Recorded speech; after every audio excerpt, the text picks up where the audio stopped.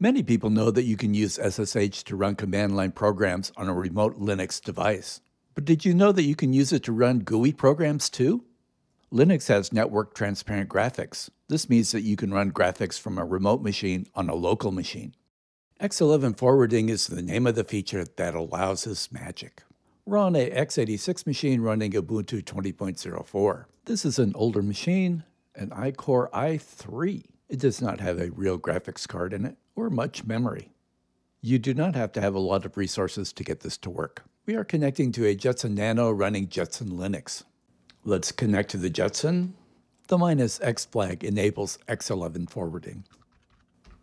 What's this say?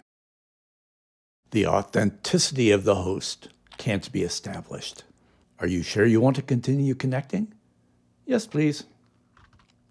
We've added it to the list of known hosts. Password. Welcome to Ubuntu 18.04. Why, thank you. We are in the Jetson. Let's try JTOP. Jetson Nano Developer Kit, Jetpack 4.6.4. Let's run the file manager on the Jetson. It's called Nautilus.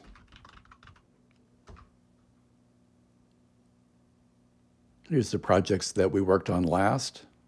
OpenCV Zoo, Nano Build OpenCV.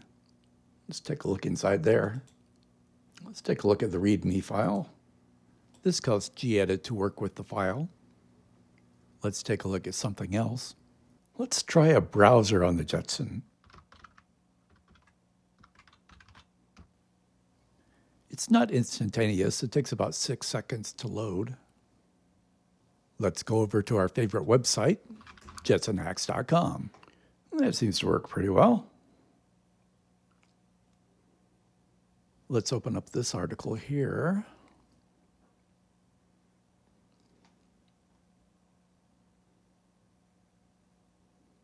Let's try running a YouTube video.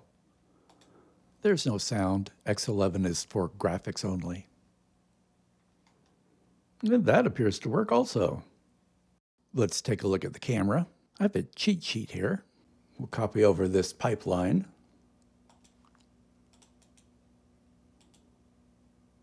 There we are. That works. So we get like 30 frames a second out of this, which is the speed of the camera. This is a wired connection, so it's pretty fast. Not much lag. Let's close this up. Let's go over one that gives an error. When you use auto video sync, you have an issue because it's trying to use the embedded GL. That means that it won't go through the X11 forwarding process. Let's run the face detect demo. We'll run it without CUDA this time. This is the slow version. It's going like 11 or 12 frames a second. Let's use the CUDA accelerated version. Close this up. Let's pass the BT flag.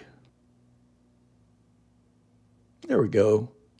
22 frames a second. Face detect. Just like playing with a baby. Peekaboo.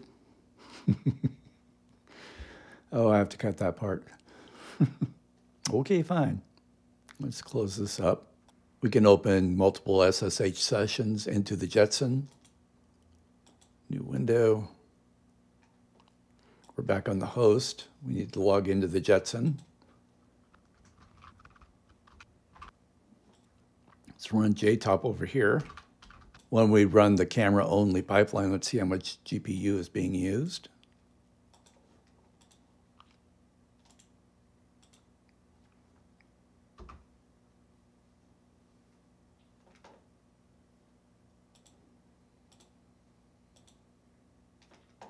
Not a whole lot.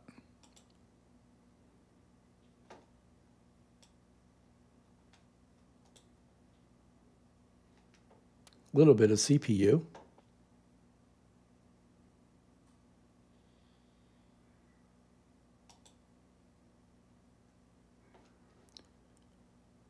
No GPU. Interesting. Mostly all hardware. Let's run our face detect algorithm. We'll turn on the GPU version here. Start up the camera. Okay. So GPU is a lot busier. That's interesting. That's kind of fun.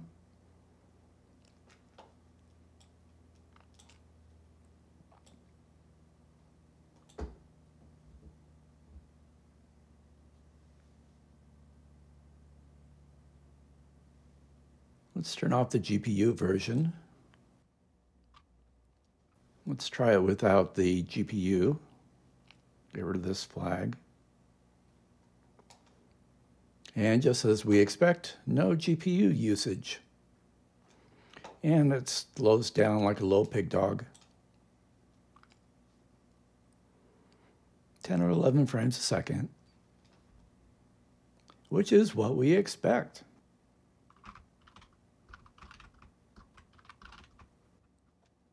You can run the system monitor on the Jetson. So resources, this is pretty familiar. You have to kind of keep your wits about you here. You're running on 2 different machines. It's pretty good for the most part. There are some things it just chokes and dies on. There's some discrepancies here and there, but nothing to write home about. You may need to enable X11 forwarding on your host machine.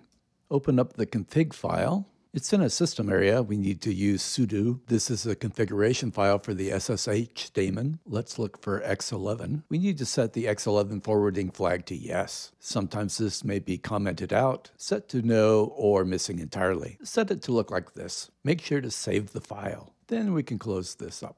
Then restart the SSHD service. Then you should be ready to go. Now you're asking, why and when would I use this? X11 forwarding is lightweight and requires little in the way of resources in comparison to VNC or remote desktop. It's natively supported by most Linux distributions. It can also run cross-platform on Windows and Macintosh. Let me know in the comments below if you want to see a video on how to set up one of those. This is also useful in remote development. You may be using the Jetson in a headless mode over a network. Let's say that you're using Visual Studio Code as your development tool. Using X11 forwarding can help you debug parts of your app visually. For example, you may want to see what a camera is seeing. A lot of your user experience using this technique will depend on the speed of the network. A slow wireless connection won't have the same bounce that a high-speed wired one does. And yes, it does work on wireless. Another thing to touch on is security. As with anything network, you need to consider how to use this with proper security precautions in place. In part, you can use SSH settings to help with this. As usual, you need to know what you're doing when you are out on the big bad internet. You're best off on local networks behind a strong firewall. This is a pretty big topic. Let me know if you have any questions in the comments below. Thanks for watching.